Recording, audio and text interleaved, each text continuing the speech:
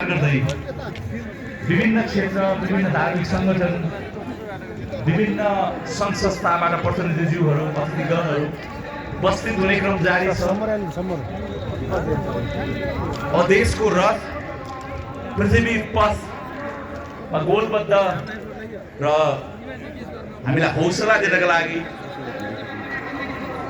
राष्ट्रिय एकता दिवस मनाउनका लागि 304औं पृथ्वी जयन्तीमा बडा महाराज धिराजलाई सम्मान र श्रद्धाञ्जली अर्पण गर्नका लागि यहाँ विभिन्न क्षेत्रबाट हाम्रा अतिथिगण उपस्थित हुने क्रम जारी छ।